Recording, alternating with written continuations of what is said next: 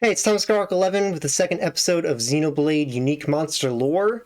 If there's an interesting unique monster you want me to cover, suggest it in the comments for a future video. Today we're going to be looking at the story of the brothers Spring Shower Elliott and Autumn Shower Melvin. For context, both of these unique monsters are encountered around the same location at the bottom of Lumos Pillar Upper Tantal.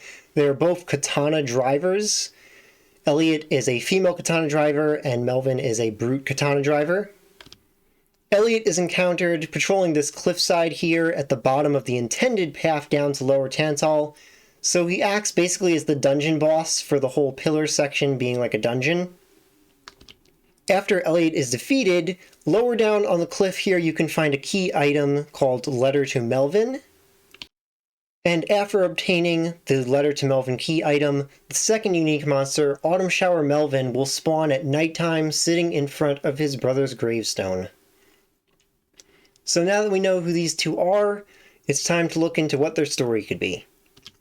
First off, with their names, Spring Shower and Autumn Shower, alongside their levels and general combat strength, would indicate that Elliott is the younger brother and Melvin is the older, more experienced brother. In combat, they don't really have anything unique to say about them, so there's nothing there. They just have the same general arts for their katana types as every other driver. So the main thing to look at here is, how does Spring Shower Elliott meet his end that his brother is sitting in front of his gravestone? Obviously, unique monsters all get killed by the party and have gravestones, but what about the drivers?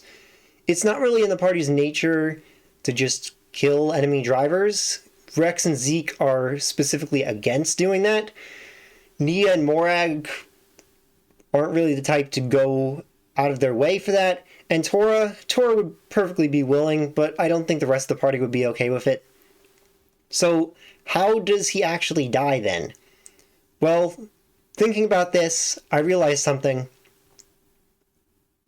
Every unique monster driver in Xenoblade 2 is fought at a cliffside. Skyfist Remington, Myrmidon Eugene, Gladiator Orion, all of them are fought next to a cliff. Combine that knowledge with the fact that the Letter to Melvin is found lower down on the cliffside, and the description of it indicates that it was found on his body. I think the indication here is clear. Elliott and all unique monster drivers for that matter, the party doesn't kill them. They fall off cliffs in one way or another.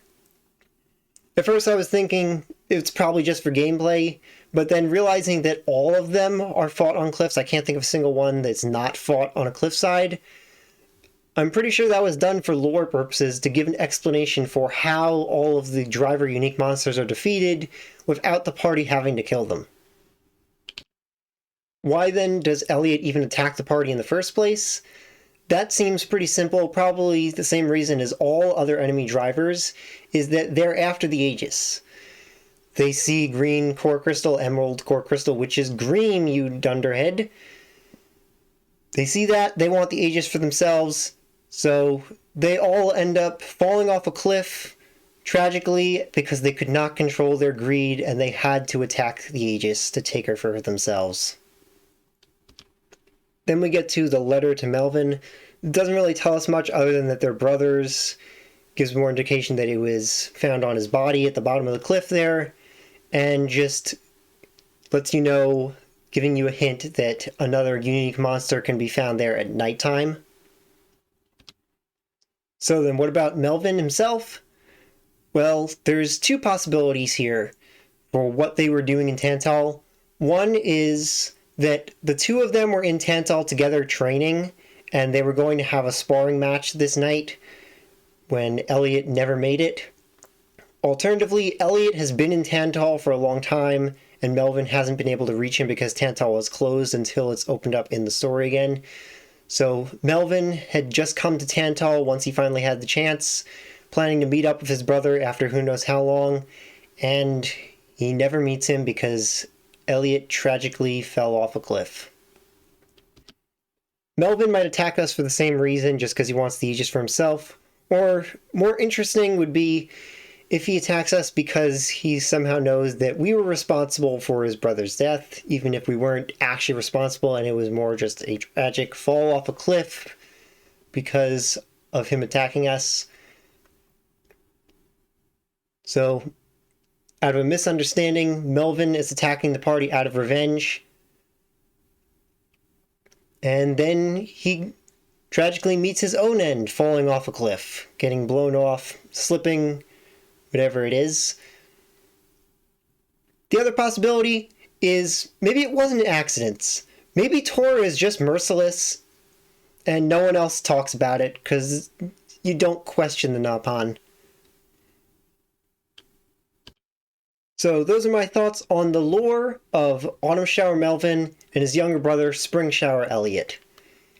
Again, if you want to see other unique monsters covered, let me know in the comments. And if you have your own ideas for what the story of these brothers could be, let me know about that in the comments too. I want to see what other people might think of.